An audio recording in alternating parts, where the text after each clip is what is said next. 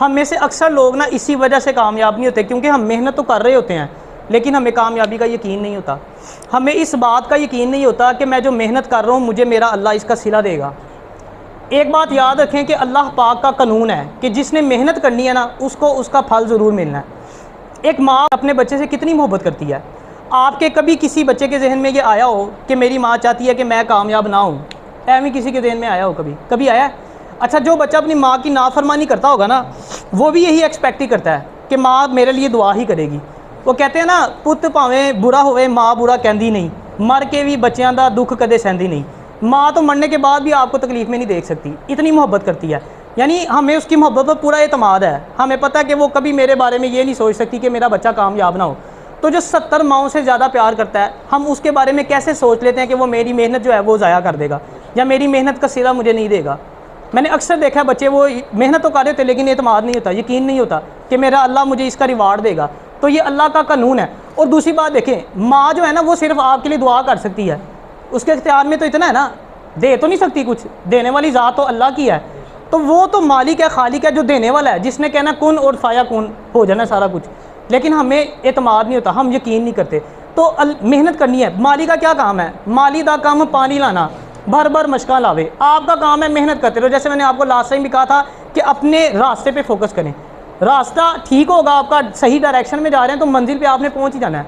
इंसान जो है ना वो बहुत जो है ना बेसब्र है, इंसान जल्दबाज है, इंसान में जो है ना वो सब्र नहीं है। हम सब्र नहीं करते। हम आज अगर कोई काम स्टार्ट किया ना, हम कहते हैं रातों रात ही मुझे कामयाबी मिल जाए। रात को यूट्यूब चैनल पर है, ख्वाहिश होती है कि सुबह ही कोई वीडियो वायरल हो तो सुपर स्टार बन जाऊँ। मेहनत नहीं करनी। कहते हैं ना, वक्त से पहले और नसीब से ज़्यादा किसी को नहीं मिलता। अल्लाह पाक ने जो वक्त मुकर्रर कर रखा है उस वक्त पे आपको ज़रूर मिलेगा। और वक्त सबका आता है लेकिन वक्त आने में वक्त लगता है। सिर्फ उस वक्त का इंतज़ार करना है, आपने मेहनत करते रहना। अच्छा, बाज़ वक़्त ऐसे भी होता है कि इंसान मेहनत तो कर रहा होता है, ठीक है ना, और जो चीज़ वो अल्लाह से मांग रहा होता है ना वो चीज़ वो डिज़र्व नहीं करता। ऐसा भी होता है कई दफ़ा।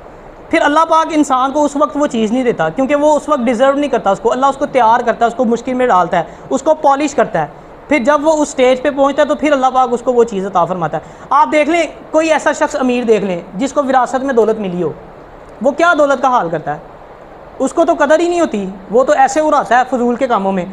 और जिसने खुद मेहनत से कमाया हो, नीचे ग्रास रूट लेवल से मेहनत करके आ गया हो, उसको पता होता है कि क्या वैल्यू है, किस भाव बिकती है। वो मेहनत से कमाता है और फिर खर्चता भी हिसाब से है, क्योंकि वो जो दूसरा है उसको तो वैसे ही मुफ्त में मिल गई, बाप की विरासत मिल गई, उसने कदर करनी कोई नहीं।